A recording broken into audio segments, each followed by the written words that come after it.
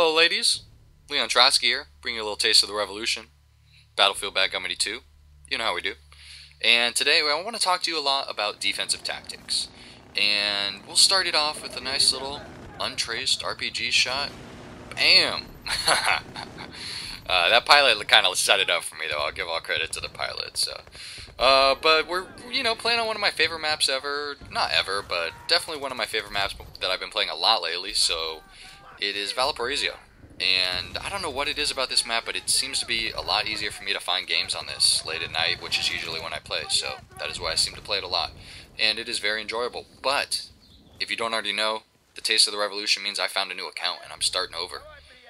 You can probably tell there I'm about level 10 in this game. I don't have magnum ammo, I don't have extra explosives or the second extra explosives. I have a few single or the first perks I've unlocked now, and I'm using still one of my favorite guns here. You saw me just unlock the Scar-L, but the 9891, probably my favorite engineer gun besides the UMP. At least, most usable because it is very strong.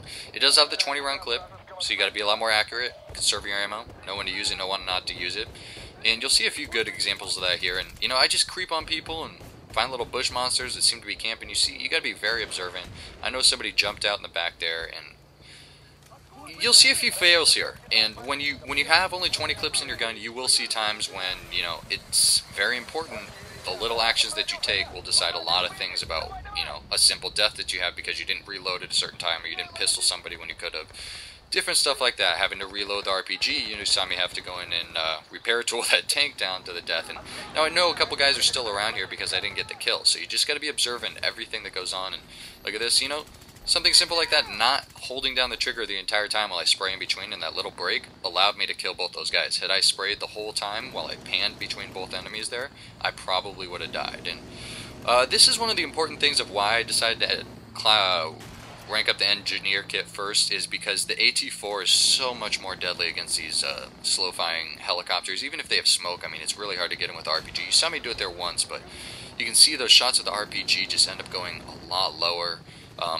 Once you do unlock the Gustav, it is quite a bit easier, but I don't know, nobody likes the Gustav. It's just too overpowered, I suppose. I don't know, it is fun for what it is, but I've tried not to use it so much in this new account, but you can thank me for that for PC guys, but we'll save that for another video.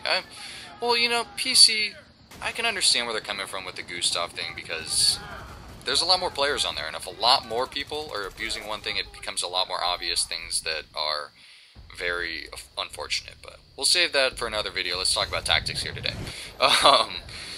Let's see. So we're playing, Get Revived. I was very thankful there to get revived. I know everybody has the Don't Revive Me Bro clan tag, but I wasn't completely out of ammo. I'm still in a decent position, and I do get mowed down again, but I kind of knew where they were, and I had a decent chance to take that guy down. So that revive that teammate, Random Blueberry, I believe it was, that revived me there, it wasn't too bad, but I hope he was still up there observant enough to kill that guy that was shooting around like a madman, but it didn't appear to be that way. So you can see here I'm running Lightweight Pack, and that's probably because it's one of the first perks you unlock, and it's nice, but for this sort of setup, I'd definitely recommend extra ammo or extra explosives, depending on how many vehicles you are preparing to take down.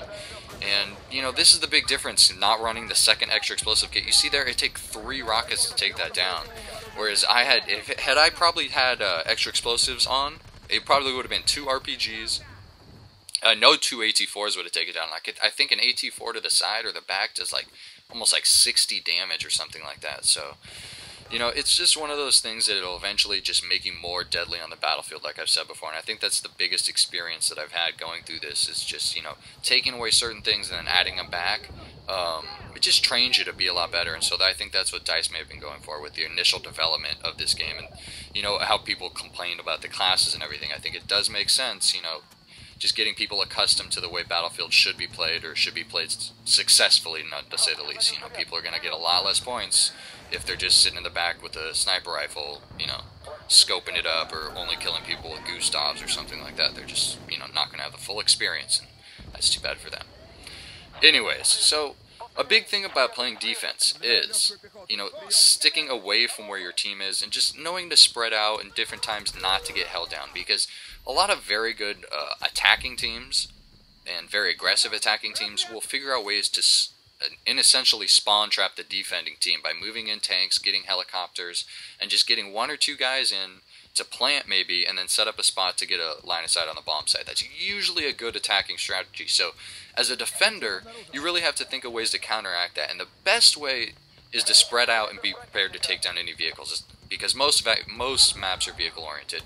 And here, not too many people on the left side, and spot anybody you can. I see somebody does sneak around me, and I get failed here, but by giving me enough time to, just kind of get in there, it does allow my teammates to know that there's only one guy in there. I get the assist finally. God, that was so unfortunate not having magnum ammo, but it allows my teammates to get in there real quick and disarm, because they know there's only one guy over there. Had I had a recon ball out there, it would have just been money and nobody would have had any chance. And this is an example of, do you want to use tracer darts here? Obviously all I have is an RPG, so I'm going to do what I can, but the tracer dart there, on this sort of map, it's very easy to get the tank behind cover and keep engineers on it.